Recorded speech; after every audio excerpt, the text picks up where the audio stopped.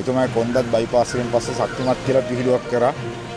ඔළුව විතර නෙවෙයි කොන්දත් දැන් හොඳට තියෙනවා කියලා. ඒ වගේ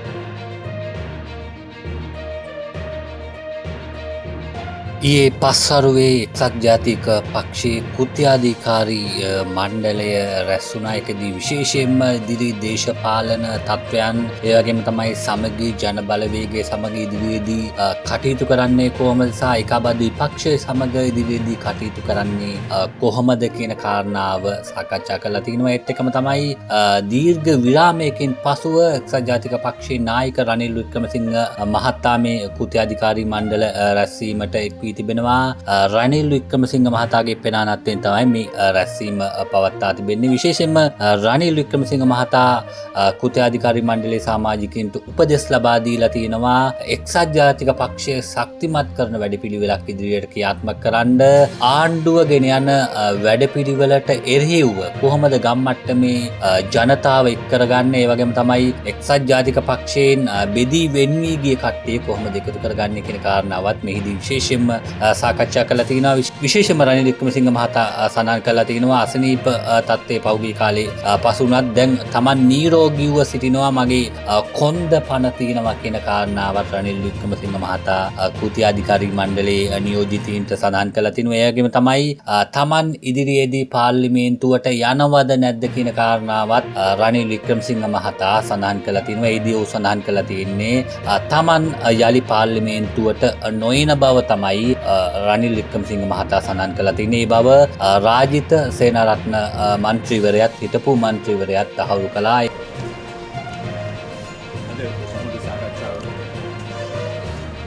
විශේෂයෙන් රනිල් වික්‍රමසිංහ ජනාධිපතිතුමාගේ ප්‍රධානත්වයෙන් කෘත්‍යාධිකාරී මණ්ඩලය මාර්තු මාසයෙන් පස්සේ අද දින රැස් වුණා.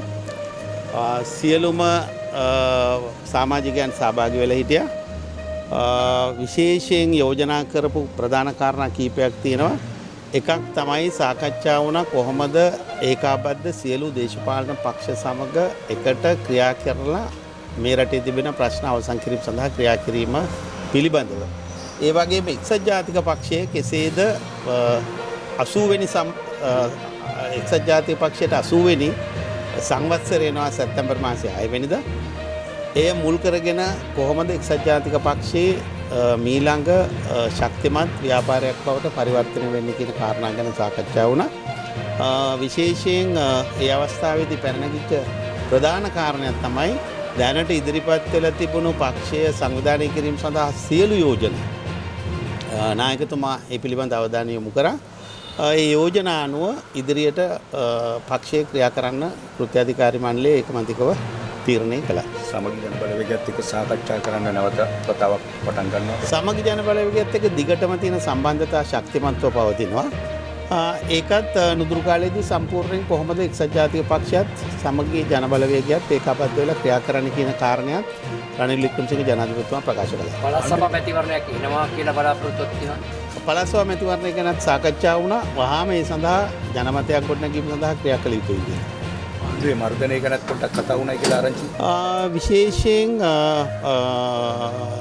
සියලු දේශපාලන පක්ෂ ක්‍රියාකාරීන් මර්ධනය කිරීම සඳහා ගෙන තිබෙන ක්‍රියාමාර්ග ප්‍රජාතන්ත්‍රවාදී ඔස්සේ කෙසේද පාලනය කළා රට ශක්තිමත් කිරීමට පියවර ගන්න කියන කාරණය කියලා තිබුණා. මේ සාකච්ඡාවේ සැලෙත් පිටියද? සැලේ ගැනත් කතා වුණා. ඔව් ඒ ගැනත් කතා කරා. අත වශයෙන් සියලු කණ්ඩායම් පිළිබඳ සාකච්ඡා වුණා. අලුත් නායකයෙක් විදිහට ඇවිල්ලා හිටියේ නේද අද නායකතුමා? එහෙම කතාවකුත් තිබුණේ. නායකතුමා ඊටාම ශක්තිමත්, ඊටාම ශක්තිමත් නායකතුමා අලුත් වෙලා ආවයි කියලා කිව්වේනේ. අලුත් වෙලාව කියලා තමයි කිව්වේ. එතුමා ඇත්තටම ඊටාම ශක්තිමත්. රටක් ආරක්ෂා කිරීමට එතුමාට ඒ ශක්තිය ධෛර්යය තිබෙනවා. රට බාර ගන්න සූදානම්. පාර්ලිමේන්තුවට එහෙම යයි. බලමු කොහොම යනකොට. එතුමා මේ ලොකු තනතුරු වල මේ පාර්ලිමේන්තුවට යන්නේ නැහැ කිව්වා.